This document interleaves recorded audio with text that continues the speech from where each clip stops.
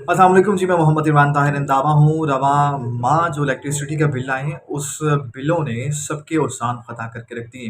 बिजली के बिल इतने ज़्यादा बढ़ गए हैं कि हर शख्स जो है, वो मुतासिर हो रहा है। Middle class, lower middle class है, वो सबसे ज़्यादा इससे मुतासिर हो रही है। ये क्यों हो रहा है? इसके अंदर फ्यूल प्राइस जो एडजस्टमेंट है, उसका एक अच्छा ख़ासा एक अहम रोल है। सब यही बता रहे हैं कि फ्यूल प्राइस एडजस्टमेंट के सबब ये सारा कुछ हो रहा है। ये फ्यूल प्राइस जो एडजस्टमेंट है, ये किस बला का नाम है और इसका तयन कैसे किया जाता है?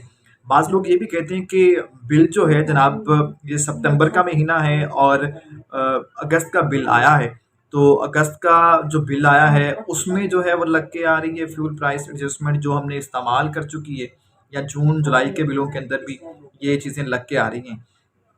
इस पे ज़्यादातर सवालात उठाए जा रहे हैं। फ्यूल प्राइस एडजस्टमेंट जो है, उसको देखने के लिए आपको पहले एएफसी देखना होगा कि एक्चुअल फ्यूल कास्ट क्या है। एक्चुअल फ्यूल कास्ट से मुराद ये होता है कि आपके मुल्क के अंदर जितनी तवानाई बिजली किन-किन ज़राए से बनी है। बिजली जिन ज़राए से बनती है, उनमें कोयला शामिल है, उनमें एलएनजी शामिल है और फर्नेस ऑयल यानी कि पेट्रोल से जो है वो बन रही है। ये 3 चीज़ें हैं। ये इसके साथ एक और चीज़ ऐड है, RFC, reference fuel cast.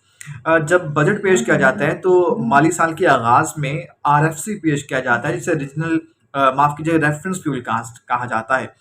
Reference fuel cast जो होता है, वो तखमीना एक लगाया जाता है कि इस माह या इस साल के अंदर इस तरह से जो है वो इतना तखमीना लगाया गया, हमें इतना बिजली का यूनिट जो है पड़ेगा। इसके साथ एक और चीज़ है, वो है बीएफसी, उसे कहते हैं बास्केट फ्यूल कास्ट। यानी कि ईंधन से, कोयले से और फर्नेस ऑयल से जो बिजली बनेगी, उन तमाम को मजमूई तौर पर देखा जाता है। जब इसे मजमूई तौर पर देखा जाता है और वो जो आरएफसी जो माली साल के आगाज़ में पेश किया गया है, उसके साथ उसे कंपेयर किया जाता है। अगर तो बीएफसी जो बास्केट फ्यूल कास्ट है, मजमूई जो फ्यूल कास्ट है, वो आरएफसी से कम हो, तो फिर आपको जो बिजली का यूनिट है वो सस्ता मिलता है और फ्यूल प्राइस जो एडजस्टमेंट है वो थोड़ी होती है। ठीक है, अगर ये बीएफसी जो है आरएफसी से क्रॉस कर जाए, तो फिर जनाब फ्यूल प्राइस एडजस्टमेंट जो है वो आपको लग के आती है।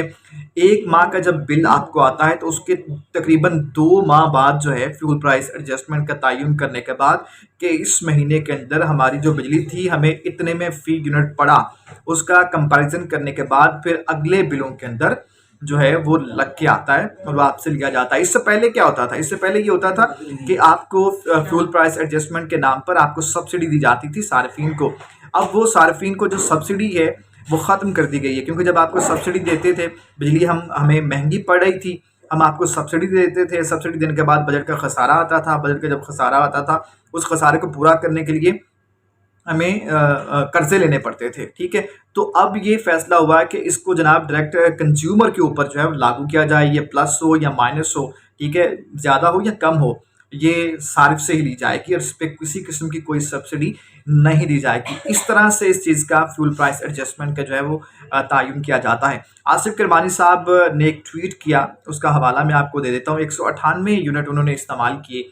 198 यूनिट का जो बिल उन्हें मसूल हुआ है, 10,412 उन्हें बिल मसूल हुआ, और वो ये कहते हैं कि ये 19 दिन का बिल है और उन्हें जो पड़ा है ये बिल, जो फी यूनिट जो उन्हें पड़ा है, ये 52 रुपये 58 पैसे का पड़ा है।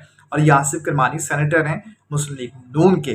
तो फ्यूल प्राइस एडजस्टमेंट जो है, इस तरह से उसका तयन किया जाता है और उसके लिए एक्चुअल जो फ्यूल कास्ट है वो देखनी पड़ती है, फिर बास्केट फ्यूल कास्ट देखनी पड़ती है, और फिर आरएफसी और बीएफसी का कंपैरिजन करने के बाद अगर बीएफसी जो है वो कम हो तो फ्यूल प्राइस एडजस्टमेंट नहीं लगती। अगर ये क्रॉस कर जाए आरएफसी से, तो फिर जो आवाम है उसके जो है वो क्या कहते हैं, लाल है और माल वाली सूरत हाल जो है हो जाती है और आवाम को मुश्किलात का सामना अल्टीमेटली करना पड़ता है। मुझे फॉलो कीजिए। Thank you.